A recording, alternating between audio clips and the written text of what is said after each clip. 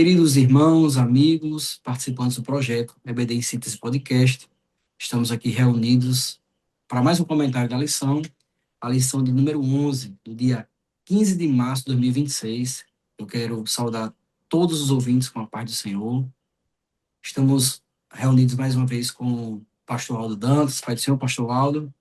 Pai do Senhor, pastor Hidro, Pai do Senhor, irmã Mildo, sempre um prazer e uma satisfação poder estar aqui compartilhando desse podcast. Pai do Senhor, irmã Mildo, estamos juntos mais uma vez. A paz do Senhor.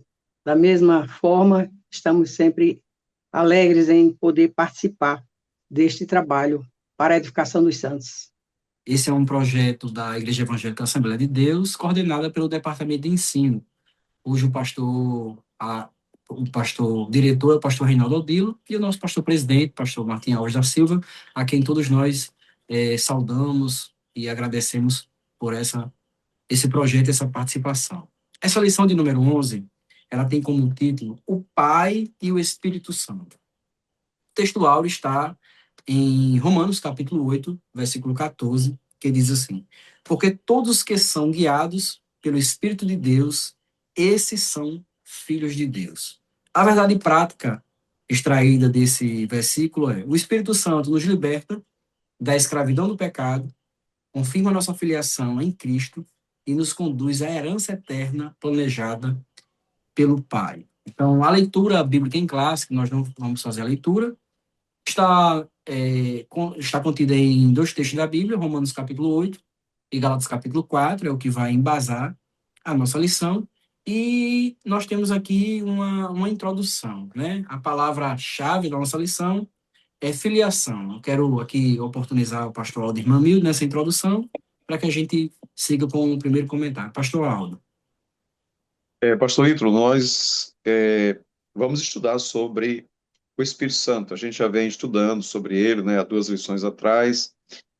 O Espírito Santo te capacita, e agora a relação Pai e Espírito Santo, ou seja, o que o Pai faz e onde está a ação do Espírito Santo nisso, que é uma realização do Pai por meio do Espírito Santo, né?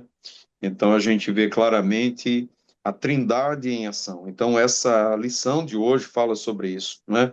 O entrosamento da obra realizada pelo Pai e com a presença e a participação também do Espírito Santo. Então a Trindade agindo conjuntamente para as pessoas da Trindade, agindo conjuntamente para a realização da obra da redenção. A título de introdução, irmão amigo, da palavra-chave filiação. Esta palavra é muito importante porque é justamente o que Deus opera através da salvação. Ele enviou o seu Filho para resgatar a humanidade e nos tornar também filhos, né? João 1, 12 e 13 fala que ele veio para o que era o seu, os seus não receberam, mas a todos quantos receberam, deu-lhes o poder de serem feitos filhos de Deus, a saber, aos que creem no seu nome. Não nascer da carne, na vontade do varão, mas de Deus. É Deus que opera, através do Espírito Santo, a regeneração, que foi já uma lição anterior que nós estudamos, né? E é através do novo nascimento que nos tornamos filhos de Deus. A renovação do Espírito feita através da palavra, da purificação, pela fé em Cristo Jesus. Então, nós temos aqui, a título de iniciar o comentário da nossa lição, esse primeiro tópico, que é o Espírito e as dádivas do Pai. Então, ele tem 3 subtópicos, e nesse primeiro subtópico, nós temos aí da escravidão à filiação. Então, nós temos nesse primeiro comentário uma transição entre um outro momento que vivíamos, quando estávamos debaixo da lei do pecado. Então, nesse tópico, fica claro para a gente que o crente, o salvo em Jesus, ele não vive mais sobre o espírito de escravidão, ou seja, que nos aprisionava quando nós vivíamos em delitos e pecados e não fazíamos a vontade de Deus, fazíamos a vontade da carne e dos pensamentos, como diz Paulo lá em Efésios. Então, esse espírito de escravidão, ele é marcado justamente pela necessidade de uma libertação. E foi isso que Deus ele fez conosco. Ele nos libertou dessa escravidão e nos adotou como filhos, ou seja, nos libertando desse estágio de pecado e o medo e a punição que vivíamos outrora pensando quando vivíamos em pecado. Embora nós estivéssemos debaixo da lei, e a lei ela fosse perfeita, quando Paulo escreve aos Romanos, ele diz: o mandamento é justo, bom, a lei é perfeita, mas ela não tinha o poder de nos conduzir interiormente à vontade de Deus. Ela dizia o parâmetro, ela mostrava o caminho, mas ela não tinha poder de levar o ser humano a fazer o que era certo. Então, embora a lei fosse santa, ela não podia produzir a liberdade que o espírito de adoção pode produzir. Por isso que quando Paulo escreve aos Coríntios, ele diz: aonde está o espírito, aí a liberdade. Ou seja, quando nós somos adotados por Deus, o Espírito Santo vem morar em mim, vem morar em nós, então, nesse momento, o crente, o cristão, ele recebe a verdadeira liberdade, que é a capacidade plena de decidir entre fazer ou não fazer, viver ou não viver. Ele tem a opção. Antes, o espírito de escravidão, o crente não tinha essa opção. Quantas vezes nós, professores, alunos que participamos da escola dominical, nos arrependíamos ou tínhamos remorso de certa atitude que fazíamos e jurávamos que não iríamos mais fazer. E no outro dia estávamos fazendo porque estávamos escravizados, né? Então, mesmo que a lei revelasse o pecado, ela não tinha o poder de conceder poder para vencer. Então, foi isso que o Senhor fez, sobre a graça, sobre o plano da salvação. Quando nós fomos adotados, o Senhor nos deu uma identidade em Cristo, e essa identidade nos libertou desse espírito de escravidão, nos deu a verdadeira liberdade e agora a capacidade de fazer a vontade de Deus, de seguir os mandamentos de Deus e de viver uma vida no Espírito Santo. Então, esse primeiro tópico entre da escravidão à filiação é essa transição entre um antigo momento que vivíamos, que éramos reféns da lei da escravidão, e agora estamos em outra lei, que é a lei do espírito e vida, ou seja, a lei da liberdade. Então, nós temos aí, irmã Milde, nesse segundo subtópico, da rebeldia ao filho legítimo. É verdade. Antes, vivia debaixo da servidão do pecado. E dessa servidão como a Bíblia que fala aqui no texto do que a gente está estudando hoje, nessa lição, que nós não podemos mais viver, ou não vivemos mais sob o domínio do espírito de escravidão, não é? Porque Cristo nos libertou através da fé, nós cremos, fomos justificados, santificados, regenerados, e após essa regeneração, aí vem a mudança de vida, né? Antes éramos espiritualmente rebeldes, porque eram levados até pela idolatria, feitiçaria e tantas coisas terríveis, né? Que o homem do pecado vive, como no próximo tópico que a gente vai falar, que corresponde a esse estado de espírito em que vivíamos. Nós agora recebemos não mais aquele espírito de escravidão, mas o espírito de adoção de filhos, porque quando o Senhor nos regenera, ele envia o seu espírito para estar dentro de nós, para habitar dentro de nós. E nesta condição, agora, libertos, somos transformados a cada dia, porque o espírito é o que fortalece, é o que santifica, é o que transforma, é o Espírito que nos guia, nos regenera, é o Espírito que nos conduz a viver uma vida diferente da vida pregressa, né? Da rebeldia, agora a filho legítimo, porque recebemos o Espírito de adoção, operado pelo Espírito Santo. Ele santifica o vaso, santifica o corpo, nós nos tornamos templo do seu Espírito e agora nós temos uma liberdade plena de comunhão com Deus, acesso através do sacrifício de Cristo, ele nos deu o acesso ao Pai, e pelo Espírito que veio de Deus e que é de Cristo, que está em nós, que habita em nós, nós podemos chamar o Pai de papai.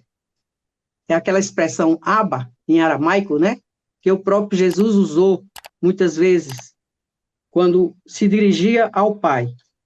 E nesse versículo 15, porque não recebeste o espírito de escravidão para outra vez estardes em temor, mas recebeste o espírito de adoção de filhos, pelo qual clamamos, Abba, Pai.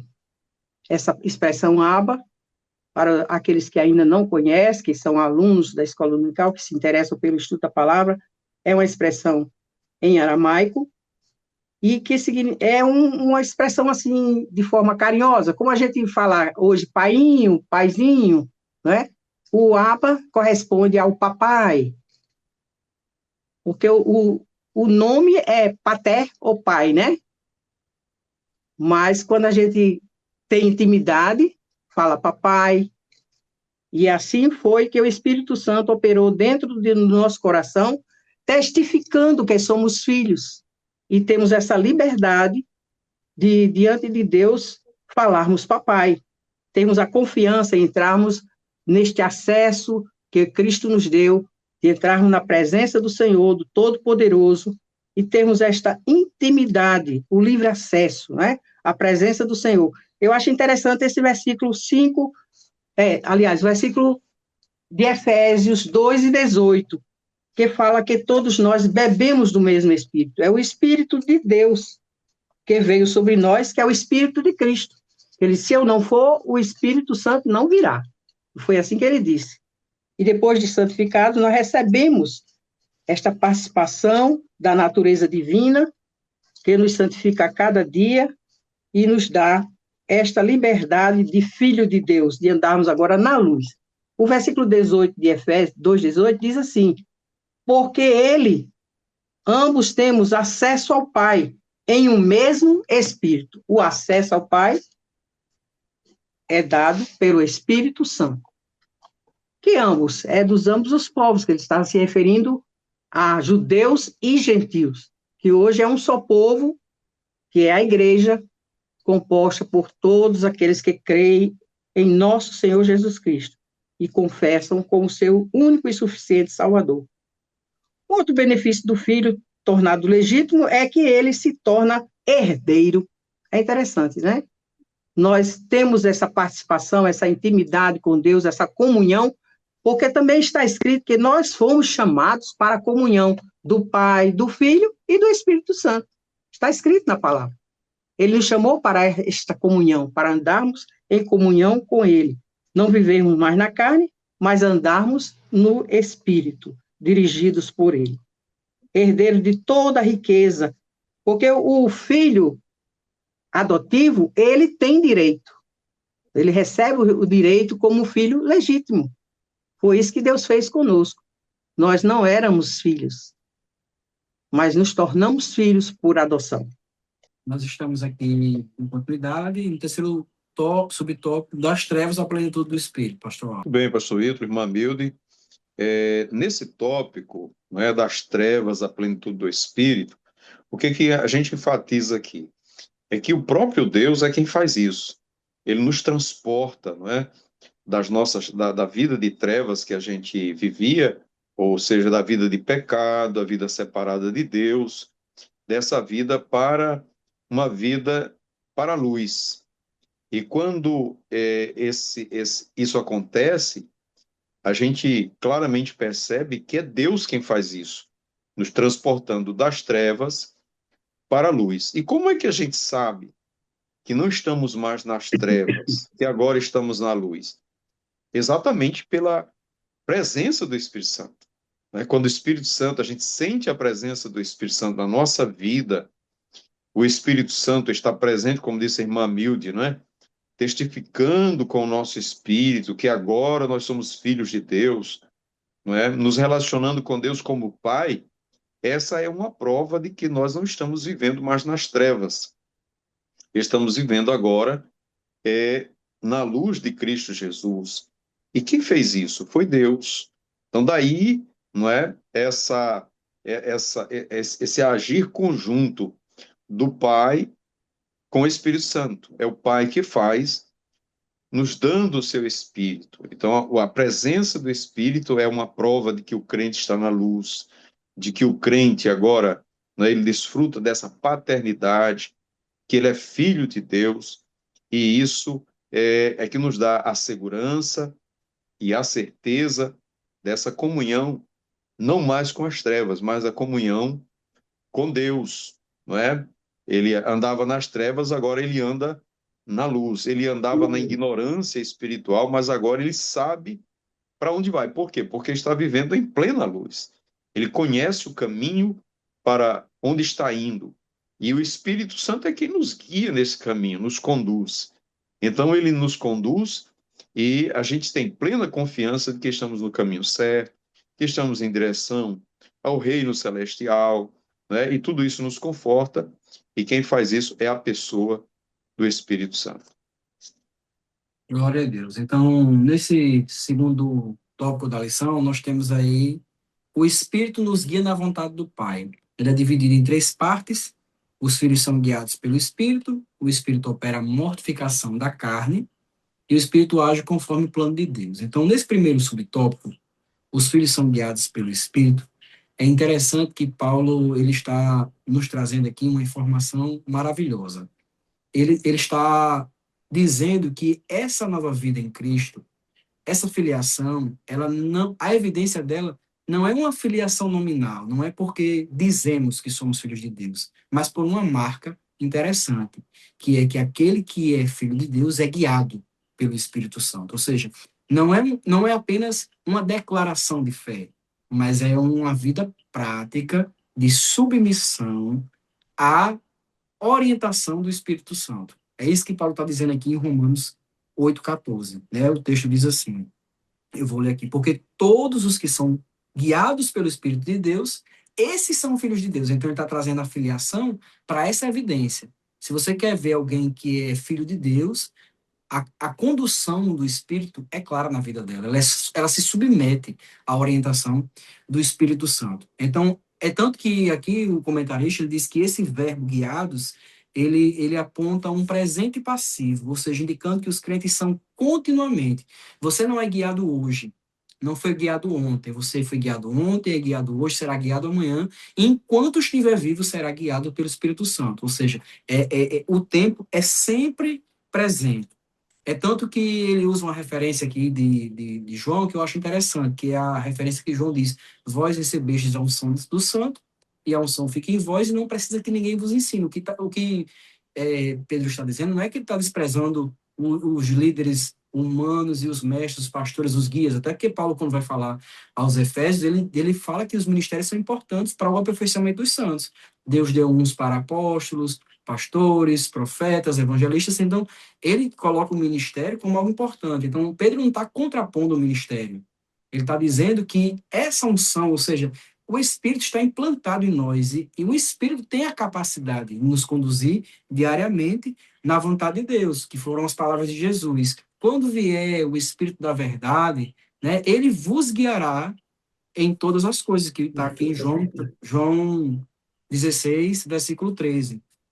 Então, uma das ações diretas do Espírito Santo, nesse ser guiado, é que existe uma oposição do Espírito claro em relação às obras da carne.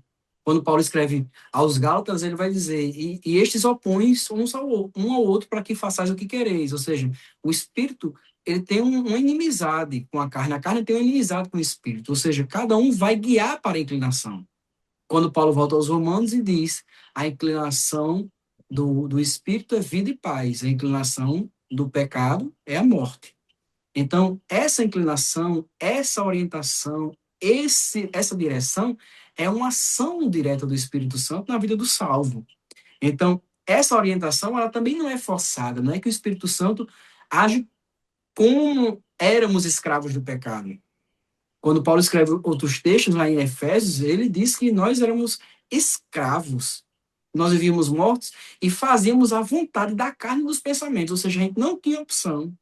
No caso, essa liderança, essa instrução, essa direção do Espírito Santo não é através da escravidão, mas no processo da regeneração e da santificação que ele nos dirige através de frutos dentro de nós, nos dirigindo para a vontade de Deus. Então, é isso que fica claro nesse subtópico. Os filhos são guiados pelo Espírito Santo. Ou seja, nós agora somos filhos e como filhos nós temos a direção do nosso Pai numa obra do Espírito Santo nas nossas vidas. Então, nós temos aí o segundo subtópico, irmão Mildo, o Espírito opera a mortificação da carne. lembrando que o Senhor prometeu que não nos deixaria órfãos, que estaria conosco para sempre, né? E ele é, pelo seu Espírito, que aponta a direção para andarmos no caminho da vida, no caminho que ele determinou para que nós andássemos nele. E a vontade do Senhor é a nossa santificação. Ele nos redimiu, nos tirou do pecado e nos deu do seu Espírito, depois que nos limpou, para que andássemos nele, vivêssemos nele. E aqui, o salvo, ele é capacitado pelo Espírito para vencer a carne. Então, recebemos de Deus o poder, a virtude para mortificar. E Paulo, escrevendo aos Colossenses, ele se refere ao batismo, que é quando a gente se batiza, né? A gente é como que sepultado, quer dizer, nós estamos mortos para o pecado, mas ressuscitamos com Cristo para uma nova vida. Então, nessa ressurreição, nós vemos que é a operação do Espírito Santo na nossa vida, né? Que ele capacita o salvo para vencer a carne. Porém, o papel do crente não é passivo, devemos andar no Espírito, é o que está escrito em Gálatas 5,16. Se vivemos no Espírito, agora temos que andar no Espírito. E quem anda no Espírito não faz mais a vontade da carne. Porque, como já foi dito anteriormente, a carne, ela se inclina, ela se levanta contra o Espírito, e o Espírito é contra a carne, onde ele se opõe para que não façamos o que nós queiramos, mas, sob a orientação de Deus, vamos sempre fazer a vontade do Pai, a vontade daquele que nos criou para uma nova vida e nos deu a promessa da herança divina. E em Efésios 4:22, o apóstolo, ele nos ensina a nos despir do velho homem. Esse capítulo 4, que é a parte de teologia prática para a vida de santificação, o apóstolo, ele recomenda sempre você fugir daquelas coisas passadas, deixar a mentira, a desonestidade, e tudo quanto for obra da carne, porque a obra da carne é conhecida, que é coisas que não agradam a Deus. A prostituição, a imundícia, a lascívia, a idolatria, a feitiçaria e tantas coisas mais que não agradam ao Senhor, e nós temos que crucificar a nossa carne, não é? Com os seus feitos.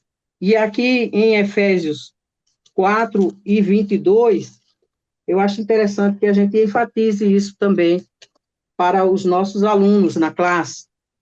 Efésios 4:22 diz assim: que quanto ao trato passado, vos despojeis do velho homem que se corrompe pelas concupiscências do engano.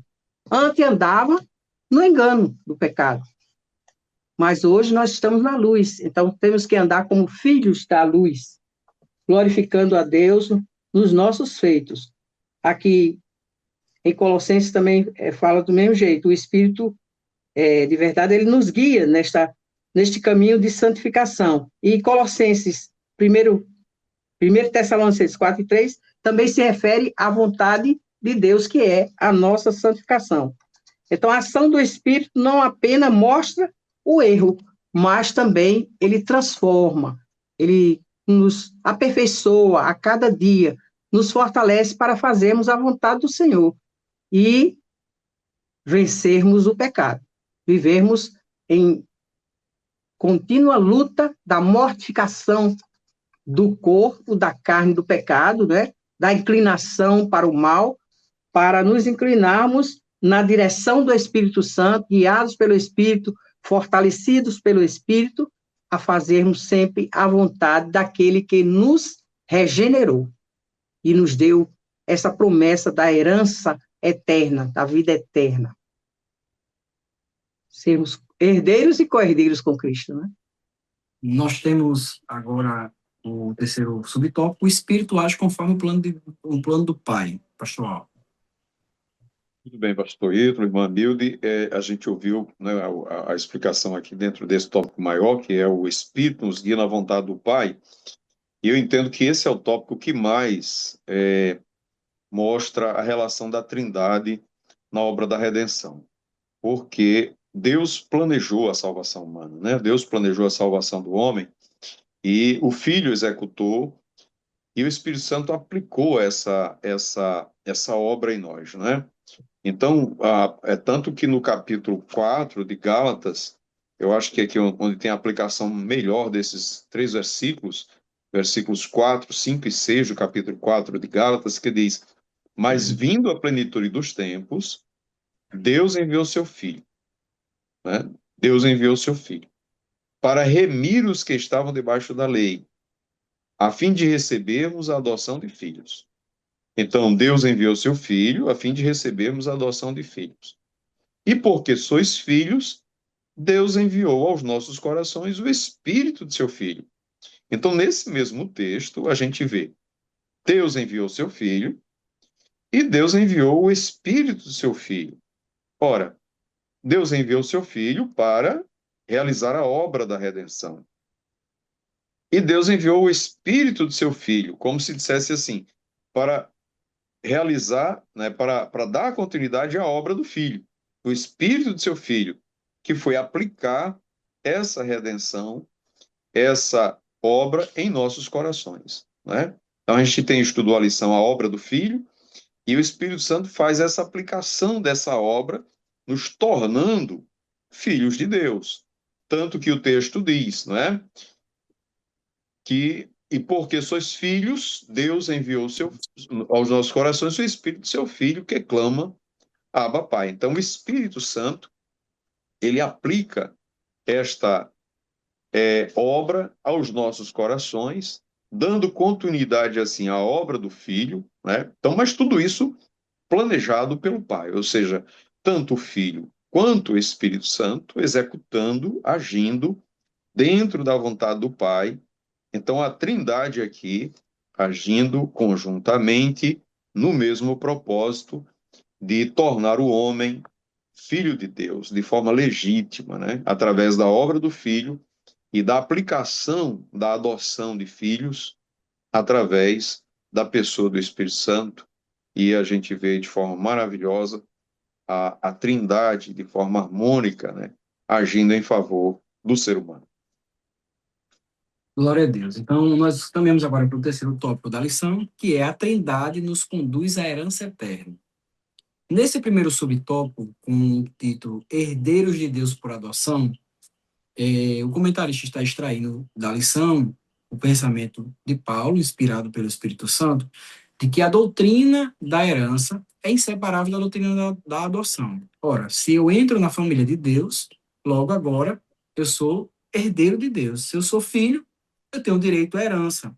É isso que o texto está dizendo em Romanos capítulo 8, 17. O texto diz assim: e se nós somos filhos, somos logo herdeiros também, herdeiros de Deus e co-herdeiros de Cristo, se é que com ele padecemos, para que também com ele sejamos glorificados. Paulo diz isso também lá em Timóteo, dizendo, se sofrermos com ele também reinaremos, né? É um texto correlato com o mesmo pensamento, ou seja, que o que é que uma família passa? Se você é de uma família, se a família está numa fase boa, você goza das benesses. Se ela está numa fase ruim, você padece as dificuldades, porque você é da família. Então, tudo que uma família passa, aquele membro da família vai passar. Então, a explicação paulina é muito clara. Ora, se agora eu fui adotado, se agora eu sou filho de Deus, eu sou logo herdeiro. Então, eu vou padecer as dificuldades da família e vou receber os benefícios de ser filho de Deus. E aqui, no caso, é uma herança. É que esse termo, no grego, herdeiros, kleronomos, é utilizado num contexto legal para indicar que os adotados passam a ter pleno direito sobre os bens do pai, que é o que acontece hoje no direito, né? Se você é herdeiro, você tem direito à herança, aos bens, é participante. Só que aqui é uma diferença. Na adoção, quando você tem uma família e você é filiado a ela, você não escolheu seu pai e sua mãe, você tem um direito natural. Na adoção, é um ato de graça. Então, o que Paulo está dizendo aqui é que nós não tínhamos direito a essa herança. Nós não tínhamos nem direito à salvação, não é meritória. Foi um ato de graça divina. Ele escolheu nos salvar, ele escolheu nos adotar, e a herança que recebemos foi fruto somente da graça de Deus, né? Então, aqui você vê nessa doutrina, né, da herança divina, a obra trinitária perfeita. O pai planeja e garante a herança, o filho conquista a herança na cruz, e o Espírito Santo é a garantia dessa herança, ou seja, ele é o penhor, ele foi nos dado como penhor de uma salvação futura. A gente já goza, aleluia, dos benefícios agora, da paz que o Espírito Santo dá, dos dons que o Espírito Santo dá, da direção que o Espírito Santo dá, dessa essa certeza da salvação, dessa filiação que o Espírito Santo produz dentro de nós. Por isso que nós dizemos, somos salvos. Quando um crente diz que ele é salvo, ele não está dizendo isso como uma atitude meritória, ele está dizendo isso porque ele goza da presença do Espírito Santo, e o Espírito Santo testifica do Espírito dele de que ele é filho de Deus. Então, essa herança inclui as bênçãos já recebidas, entre elas a salvação, a justificação e também as promessas futuras, como a vida eterna e a glorificação, que é o último estágio da salvação. A gente está no processo de santificação, mas um dia esse corpo abatido, corruptível, se revestirá de incorruptibilidade, né? Ele se revestirá de uma transformação. O nosso corpo será transformado. Então aí a gente vai gozar totalmente da salvação, mas a gente já goza dela hoje pelo penhor, pelo Espírito Santo. Nós somos a habitação do Espírito. Segundo subtópico, irmã Amilde, co-herdeiros de Cristo por filiação. Como ele nos regenerou, nos transformou e enviou o seu Filho, né? Enviou o seu Espírito para habitar em nós. A consequência é que, se o Espírito Santo está em nós e somos guiados por ele, nos tornamos também herdeiros de Deus e co-herdeiros de Cristo. Jesus disse acerca do Espírito Santo, que ele há de receber do que é meu. Tudo que é meu é do Pai. E o Espírito Santo há de receber também daquilo que é dele. Porque não são, é o mesmo Deus, né? É uma obra trinitária que acontece na vida da gente, e que Deus, pela sua, como está escrito, tem uma palavra bem interessante, que é o beneplácito, que é a boa vontade do Senhor, a sua graça, a sua misericórdia foi que nos alcançou.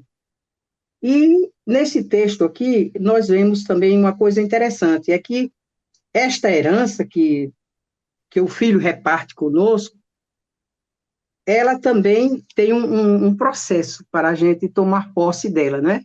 Tem essa vida presente, que é cheia de provas, e a prova da nossa fé traz muitas aflições, e Pedro até diz que é necessário que, no tempo presente, você passe por essas aflições, porque a prova da nossa fé é uma coisa mais preciosa do que o ouro, porque nós vamos nos firmar cada vez mais nessa esperança da vida eterna, pelo poder do Espírito Santo, que habita em nós e que nos dirige. E o apóstolo São Paulo também, nesse mesmo capítulo que a gente está estudando, capítulo 8, ele diz que, para mim, tenho por certo que as aflições deste tempo presente não são para comparar com a glória que em nós há de ser revelada. São João também escrevendo na sua primeira carta, ele diz, nós nem sabemos o que havemos de ser. Eu sei que a coisa é muito grande, aquilo que Deus tem preparado para nós é maravilhosa. E Pedro, falando sobre esta herança, ele diz que é uma herança imarcessível, a esperança da vida eterna, ela não murcha, é uma certeza, porque é fiel àquele que nos prometeu.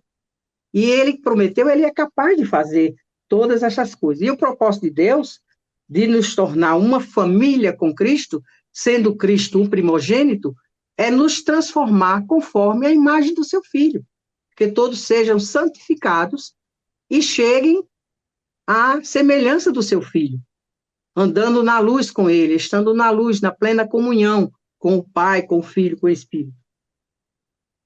O Espírito Santo, ele nos é dado para isso, para que a gente possa vencer o pecado e viver esta vida com esta esperança da herança eterna, da vida eterna. E temos que focar sempre em Jesus, olhando para Jesus, o autor e consumador da nossa fé. E o apóstolo, a gente só vai até aí, né? Mas ele fala sobre o sofrimento. Ele tendo em vista, né, a glória futura, ele suportou a cruz, suportou as afrontas por por nossa causa, né, para nos remir. E Deus o elevou soberanamente, dando a ele um nome que é sobre todo nome. E assim o crente vive nesta condição de também olhando para Jesus, sofrendo as aflições, renunciando o pecado, renunciando a sua própria vontade, a vontade dos seus pensamentos, e sendo submisso ao Pai, como Jesus foi submisso, e foi até o fim, tomando a cruz e morrendo no nosso lugar. E se o Senhor morreu por nós, também temos, alguns têm até esse privilégio de morrer para glorificar o nome do Senhor, né? Para a glória do nome do Senhor. Não são todos que vão morrer por causa do nome de Jesus, mas Deus escolheu alguns também para dar a vida. Mas temos esta convicção em nós, ser fiel até a morte, e Ele nos dará a coroa da vida. É uma herança, é interessante, a herança que Deus tem prometido é uma herança eterna. Ela não é corruptível. Aqui, quando a gente recebe alguma coisa, os bens materiais, se você não fizer a manutenção, por exemplo, de uma casa, ela vai desmoronar, vem um cupim, come a madeira, né? Se desfaz. E tudo aqui é efêmero. Mas a herança que Deus tem prometido para os santos é uma herança eterna, guardada no céu para nós. É nesta esperança que nós vivemos, né? De termos uma herança gloriosa, incorruptível, incontaminável, que está guardada no céu para nós. Louvado seja o nome do Senhor. Porém, para ser co-herdeiros de Cristo não significa apenas desfrutar da glória, porque hoje nós já participamos, como o pastor Ítalo já falou, nós já desfrutamos desta glória. O Espírito Santo em nós é para a manifestação da glória de Deus. E através dos dons, o Senhor manifesta a sua presença em nós. Quando anunciamos o Evangelho, e ele confirma com os seus dons, com os sinais, ele está mostrando que está conosco, não é? E nós estamos desfrutando da paz, da alegria, do gozo do Espírito Santo, e permanecendo de acordo com a sua vontade, ele opera em nós também o seu fruto. Então, nós temos aí, o pai administra o tempo da herança, pastor Alan. Muito bem. Nós temos visto que o Pai é ele que nos dá a herança. O Pai é quem nos dá a herança, uma herança incorruptível e eterna, né? Mas é o Espírito Santo que nos faz chegar até essa herança. Ele nos transporta das trevas, ele nos tira da escravidão do pecado, não é? É uma obra do Espírito Santo, ele nos dá a condição de filho, né? Porque nós nos tornamos filho quando recebemos o Espírito Santo, então a presença do Espírito Santo em nós é a certeza de que somos filhos, então, porque ele enviou o Espírito do seu Filho aos nossos corações, nós nos tornamos filhos, ou seja, passamos a ser os herdeiros legítimos dessa herança, e ele nos guia a essa herança, não é? Ele nos guia a essa herança. Então, o Espírito Santo que age na nossa salvação, no novo nascimento, que nos torna filho de Deus, não é? Quando cremos em Jesus, ele também nos guia para essa herança. Mas quem determina o tempo dessa herança é Deus o Pai, não é? É Deus o Pai. Ele determinou a vinda do Filho, ele determinou quando o Espírito Santo viria aos nossos corações e ele vai determinar quando, né? Ele determina quando nós passamos a gozar dessa herança, desfrutar dessa herança. Então nós somos herdeiros, mas ainda não temos a administração dessa herança. Por quê? Porque isso está no tempo de Deus, né? No tempo de Deus. Então, temos a promessa, mas a gente tem a certeza de que ele realizará por sermos filhos, né? E nos dará condição de administrarmos a herança que ele tem reservado para nós. Então, a pessoa do Espírito Santo, ela age juntamente com o Pai, não é? Também na herança, ou seja, um dá a herança e o outro nos faz chegar e tomar parte da herança dentro do tempo estabelecido por Deus. Graças a Deus, irmãos, estamos aqui finalizando a nossa lição. E para as considerações finais, irmã Milde. Como estávamos falando naquele segundo subtópico desse tópico 3, o pastor falou aqui sobre a questão do tempo, né? Como está escrito lá em Eclesiastes 3:1, há tempo para todo o propósito, e quem administra é Deus, pelo seu Espírito Santo, o tempo em que cada um vai tomar posse desta herança. E uma coisa que eu gostaria de enfatizar também é que antes da coroa vem o sofrimento, vem a cruz. Jesus disse: quem quiser vir após mim, negue-se a si mesmo, tome cada dia a sua cruz e siga-me. Então, nós temos o Espírito Santo, que nos é dado pelo Pai, uma dádiva preciosa, maravilhosa, o selo, penhor da nossa herança, e que nos guia a tomar posse, né, da nossa herança como filhos adotivos, herdeiros de Cristo, herdeiros de Deus e co-herdeiros de Cristo. Glória a Deus. Pastor Aldo. Nós chegamos à conclusão de mais uma lição, e o que nós podemos perceber com isso é que a igreja, que somos nós, devemos ter plena consciência de que nós pertencemos a Deus, né? Somos filhos de Deus, somos guiados pelo Espírito Santo de Deus, e nós estamos aqui para glorificar a Cristo em nosso viver. Assim como Cristo glorificou o Pai, devemos glorificar a Cristo em todo o nosso viver, que as pessoas possam ver Cristo em nós, e isso só é possível quando nós temos essa plena consciência que pertencemos a Deus e vivermos uma vida guiada pelo Espírito Santo. Graças a Deus, estamos aqui chegando ao fim de mais uma lição e agradeço a irmã Milda, agradeço o pastor Aldo, agradecemos a Deus pela nossa equipe juntos e pela oportunidade de estarmos aqui participando do comentário das lições. Então, você que nos assiste, amigo, ouvinte, professor, aluno, assembleano, que Deus nos dê uma outra oportunidade, segundo a vontade dele. Até a próxima. Pai do Senhor. A paz do Senhor, até a próxima. A paz do Senhor, até a próxima oportunidade que Deus nos conceder.